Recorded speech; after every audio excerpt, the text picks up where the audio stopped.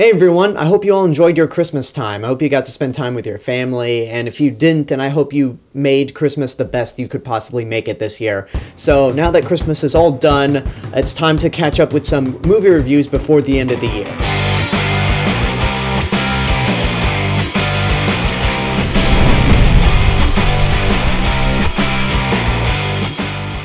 We're going to start things off with Jumanji, Welcome to the Jungle, which is one of the biggest surprises of the year. I actually did not expect this movie to be good at all, but 2017 really has become a year of surprises in terms of movies. The plot of Jumanji follows 4 high school kids who get sent to detention. All 4 of them are completely different from one another, and then they stumble across this old video game, Jumanji. Basically, it's the board game turned into a video game. They start to play it, but then all of a sudden they get sucked into Jumanji and become the avatars that they chose, and they pretty much have to save Jumanji. It's a very generic plot, but what this movie excels at is, again, the element of surprise. When I saw the trailers for this, I was not looking forward to it at all because, one, it's a sequel that I don't think anybody really wanted, even though I never saw the original Jumanji. I don't have the nostalgic attachment to that movie like so many other people do, so I can't really judge to say if people really wanted this or not.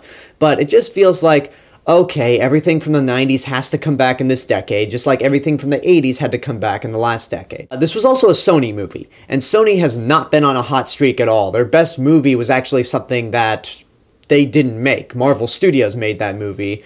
Sony just distributed it, so Sony has just really been on a downward spiral in terms of making movies. They are creatively bankrupt. And then secondly, I'm not the biggest fan in the world of Kevin Hart and Jack Black. I just find the two of them annoying when it comes to being in movies. I do like The Rock, but I've heard terrible things about Baywatch, and all the talk that he has about running for president, it just turns me off. So there were a lot of red flags for me going into this movie, but people have been telling me that, no, it's actually pretty good. People that I trust, so I finally decided to check it out for myself, and yeah, it's truly good. It's not a great movie by any stretch of the imagination, but it's a very fun action-adventure comedy, and it's also very clever. Some of your actors are playing outside of their type. The Rock, who's usually the tough guy who spews out one-liners like we see in the Fast and Furious series, he's supposed to be playing a nerd. The kid in the real world picks Dwayne Johnson, The Rock.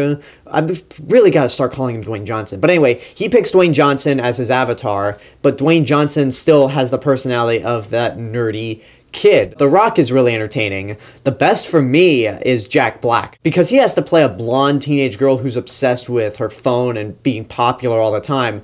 And Jack Black totally nails it. You believe him as a high school girl. It's just hilarious. With Kevin Hart, he's just pretty much Kevin Hart. He's actually a less annoying version of how I imagine Kevin Hart, because there are only about a few times where they make short jokes, and the rest of the time Kevin Hart made me laugh. I really like Kevin Hart's stand-up, but in movies he's very, very hit or miss.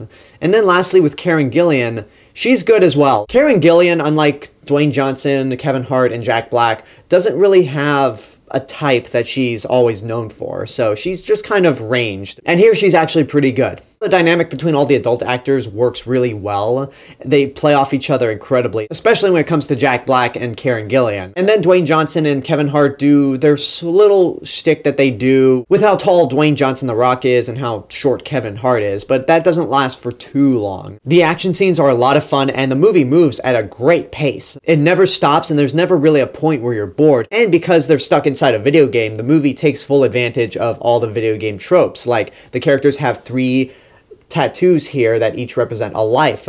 That's really clever, and there's just a lot of really neat things that they do with video game tropes in general that you're really pissed that this isn't based off a video game. Sure, there was a Jumanji video game, but this is based off the board game, not the video game. So we still have yet to see a great video game movie. I did have some problems here and there. It is a very good movie and a very funny one. I laughed a lot throughout this one, but I had some problems. I wasn't a big fan of the opening and how they introduced the main characters, because it's very much that Breakfast Club route where these characters who are completely different from one another get together in detention and they start to form a bond. It's just terrible. It just started off the movie on a bad note, and I didn't think the actors started off very good either. The actor playing the football jock who would eventually become Kevin Hart, he looked like he was 30 years old. It was like watching Welcome Back, Kotter, where it's like, why are you a 30-year-old man in high school? And then the girl who would eventually become Jack Black in the Jumanji game, I found her to be incredibly irritating as well. But luckily she got sucked into a video game and that ultimately changed her character. In fact, it changes everyone. You don't really get to spend a whole lot of time with the high school kids, but when they're in Jumanji as their avatars, you actually get to know them quite a bit. And by the time you get to the end of the movie, you like them all. One other thing that I didn't like was Bobby Cannavale as the film's villain. He's supposed to be the villain within the Jumanji video game, and his performance is very similar to J.K. Simmons in The Snowman. I'm not saying it's as bad as that, but what I mean by that is Bobby Cannavale is one of these American actors that just can't do a British accent. He is desperately trying to do a British accent, but it just comes across as bad. And it's especially sad when you watch Karen Gillan, who is Scottish, and she does a flawless American accent. It just kind of puts Bobby Cannavale's British accent to shame. Like, he is not good in this role. And then there's some terrible CGI here and there, but I'm not going to complain about that too much because I'm going to assume that this movie didn't have the budget of The Jungle Book. But I gotta say, after The Jungle Book, you can't really pass off these fake-looking animals because The Jungle Book was so photorealistic you couldn't believe that they were CG. On the whole, Jumanji Welcome to the Jungle is good. It's a really fun adventure comedy, but it's not great. It's not a game changer when it comes to movies, but it's a lot of fun. It's very clever in terms of the jokes, in terms of handling the video game tropes. All the main actors have great charisma and chemistry. It's something that you will be surprised in. If you looked at all these trailers and went, oh man, this looks like it's gonna be shit, check it out. It's really good. And that's my review for Jumanji Welcome to the Jungle. I hope you enjoyed it. Leave a comment down below and tell me what your thoughts are on the movie, if and when you've seen it. And as always, this is the real Mr. Robinson telling you there's only one.